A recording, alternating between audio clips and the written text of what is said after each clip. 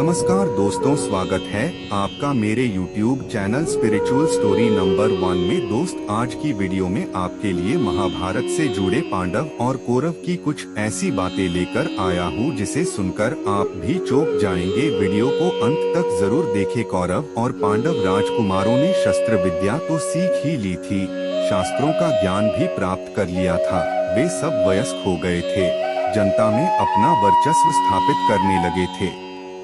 कौरव और पांडव दोनों हस्तिनापुर के विशाल साम्राज्य के दावेदार थे। दोनों का समान भाग था, पर दुर्योधन अपनी कुटिलता के कारण इस बात को नहीं मानता। वह कौरवों में सबसे बड़ा था। उसके पिता धृतराष्ट्र के हाथों में शासन की बागडोर थी, अतः वह अपने को ही सब कुछ मानता था। केवल इतना ही नहीं, वह समय समय पर पांडवों का निरादर और उपहास भी किया करता था। पांडव बड़े ही सुशील और सत्प्रवृत्ति के थे। उनकी दृष्टि धन और राज्य की ओर अधिक नहीं थी। वे धन और राज्य से धर्म को अधिक महत्व देते थे। यद्यपि दुर्योधन उनके प्रति वैर भाव रखता था, किंतु वे दुर्योधन को भी अपना भाई ही समझते थे। जनता में कौरवों की उपेक्षा पांडवों का बड़ा नाम था। इसका कारण यह था कि वे बड़े शूरवीर थे। जनता उन पर गर्व करती थी और उन्हें देखने के लिए उत्कंठित रहा करती थी। बसंत पंचमी का पर्व था। पांडव और कौरव राजकुमारों के शौर्य की परीक्षा का दिन था। महीनों पहले घोषणा हुई थी। हस्तिनापुर के निवासी बड़ी उत्सुकता के साथ उस दिन की प्रतीक्षा कर रहे थे।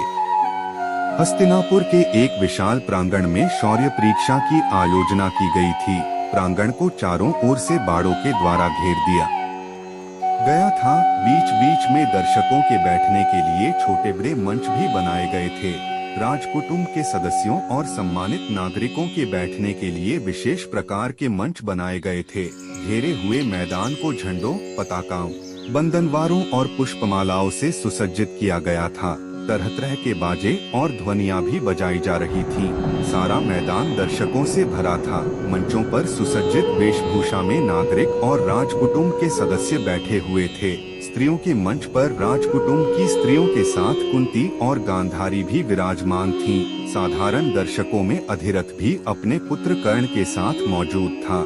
सबको आंखें मैदान के मध्य भाग की ओर लगी हुई थीं। शंख ध्वनि के साथ शौर्य परीक्षा आरंभ हुई। कौरव और पांडव राजकुमार मध्य भाग में पहुंचकर अपना कौशल दिखाने लगे। जब भीम का नाम लिया गया तो करतल ध्वनि की गड़गड़ाहट हो उठी। विशालकाय भीम हाथ में गदा लिए हुई मध्यम भाग में उपस्थित हुआ। वह नंगे बदन था, पीतवर्ण का लंगोट धारण किए हुए था। उसकी बलिष्ठ भुजाएं थीं, चौड़ी छाती थी और तेजोमय मुखमंडल था। देखने में पर्वत के सदृश मालूम हो रहा था। भीम प्रांगण के मध्य में पहुंचकर गदा युद्ध का प्रदर्शन करने लगा। उसके कौशल को देखकर जनता मुग्ध हो उठी। बार बार तालियां बजाकर उसका अभिनंदन करने लगी। भीम जब अपने कौशल का प्रदर्शन कर चुका तो घोषणा हुई, क्या कोई राजकुमार गदा युद्ध में भीम का सामना कर सकता है?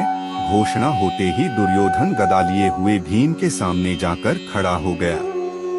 उसका आकार प्रकार भी भीम के ही समान था।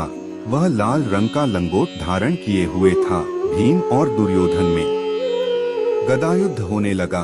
दोनों के कौशल को देखकर जनता वाह-वाह करने लगी, रह रहकर तालियां बजाने लगी। पहले तो दोनों अपना अपना कौशल दिखाते रहे, पर बाद में उनके भीतर क्रोध पैदा हो गया।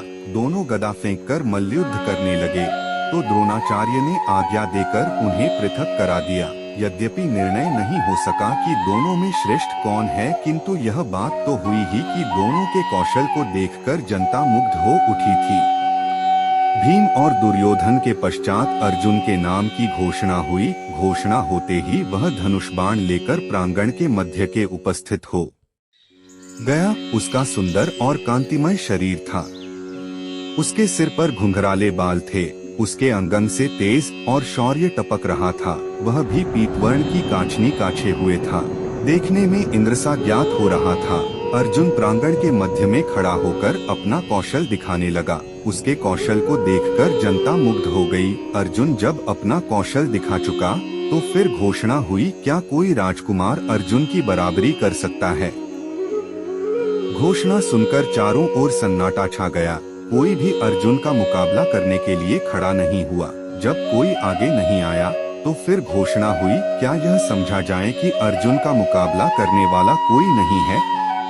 क्यों नहीं? एक ओर से किसी का कंठ स्वर सुनाई पड़ा और उसके साथ ही एक तेजस्वी युवक एक ओर से निकलकर अर्जुन के सामने जाकर खड़ा हो गया। उसके हाथों में धनुष बाण था। वह सूर्य के समान तेजवान ज्ञात हो रहा था। युवक को देखकर कृपाचार्य बोल उठे, यह तो अधिरथ सारथी का बेटा कर्ण है। यह अर्जुन का मुकाबला कैसे कर सकता है? यह कोई राजकुमार तो है नहीं। कृपाचार्य के स्वर को सुनकर चारों ओर सन्नाटा छा गया। कुछ क्षणों के पश्चात सहसा कोई बोल उठा, राजकुमार नहीं है तो क्या हुआ, मनुष्य तो है। बोलने वाला स्वयं दुर्योधन था। वह अपने स्थान पर तनकर खड़ा हो गया। कृपाचार्य फिर बोले, किंतु इस शौर्य परीक्षा में राजकुमारों को छोड़कर कोई भाग नहीं ले सकता। दुर्योधन फिर बोला, यदि यह बात है तो मैं अभी कर्ण को राजपद पर प्रतिष्ठित किए देता हूँ। दुर्योधन ने कर्ण के पास जाकर अपने अंगूठे को चीरकर रक्त निकाला।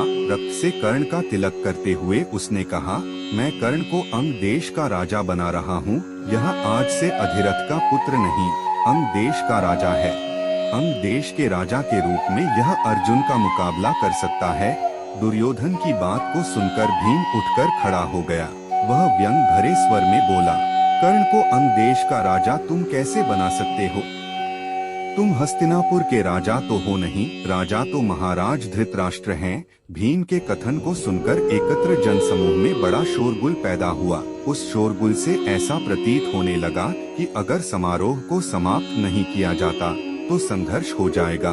फलत द्रोणाचार्य ने उठकर समारोह को समाप्त किए जाने की घोषणा कर दी। अर्जुन और कर्ण का मुकाबला हुए बिना ही समारोह तो समाप्त हो गया। पर उसी दिन से पांडवों और कौरवों में शत्रुता की आग भी जल उठी। जब तक महाभारत के युद्ध की आग में सब कुछ जलकर समाप्त नहीं हो गया, तब तक वह आग जलती रही, बराबर जलती रही।